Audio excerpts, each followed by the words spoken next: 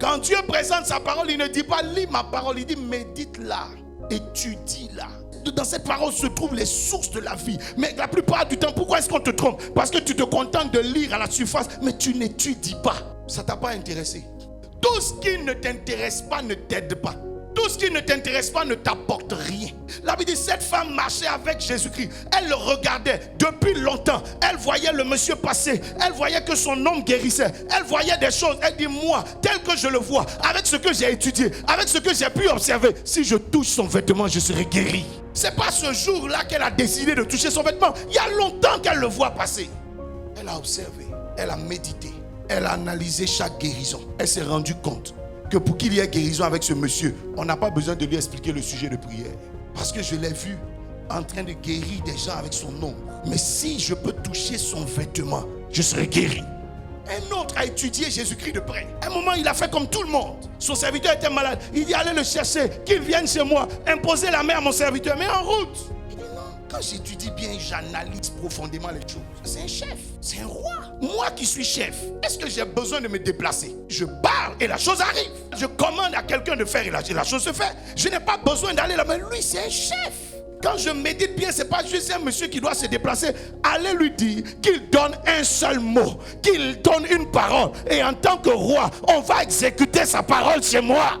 Pourquoi beaucoup de chrétiens n'ont pas grand-chose avec Jésus-Christ? Parce que Dieu t'a donné Jésus-Christ, mais Jésus-Christ ne t'a pas suffisamment intéressé. Tu t'es contenté de raconter les alpha, l'oméga, point, ça s'arrête là. Alors que la Bible dit en Jean chapitre 17, verset 3, la vie éternelle, c'est la connaissance du Fils de Dieu. Tu ne peux pas connaître une chose que tu n'étudies pas. Pourquoi tu n'arrives pas à profiter du Fils de Dieu? Tu ne l'as pas étudié. Un jour, il a demandé aux gens, qui suis-je? Pendant 3 ans, il a marché avec eux, mais regarde ce que les gens sont. Oh non, tu es un prophète. Wow, banal.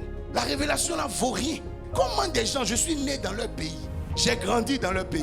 À 12 ans, j'ai confondu les docteurs de la loi. J'ai été baptisé devant eux. Le ciel s'est ouvert, on a entendu la voix de Dieu. Ils m'ont vu faire des miracles et des miracles comme aucun prophète n'en a fait. Et ils m'assimilent à un prophète. Tous les malades qu'on faisait venir à Jésus-Christ guérissaient tous. Quand on parle d'Élisée, c'est 16 miracles écrits. Quand on parle d'Élie, c'est 8 miracles écrits. Mais Jésus-Christ, en une seule journée, il pouvait boucler 5000 miracles. Quand on parle d'Élie, il a nourri une veuve. C'est tout. Mais quand on parle de Jésus-Christ, c'est 5000 hommes, sans compter les femmes et les enfants, qui mangent dans un désert. C'est l'eau qui se change en vin. C'est un poisson qu'on pêche qui a de l'argent dans sa bouche. C'est une pêche miraculeuse qui arrive. C'est un monsieur qui dit à un mort de plus de 4 jours, Lazare sort. Et la personne ressort constituée. Mais ils ne l'ont pas étudié. Ils ne l'ont pas médité. Et donc ils n'ont pas à célébrer. Voilà pourquoi Marthe et Marie peuvent le regarder. Et au lieu de le célébrer, au lieu de le louer, ces femmes vont commencer à dire quoi? Si tu étais ici, mon frère ne serait pas mort. Il dit, mais de quoi tu parles? Dès l'instant où je suis là, tout est possible. Je suis la vie, je suis la résurrection. Tu n'as pas médité. Tu vois des fois pourquoi tu refuses. La gloire se présente à toi, mais tu la refuses et tu tombes dans les pleurs. Parce que celui qui s'appelle la vie et la résurrection, tu l'appelles le guérisseur.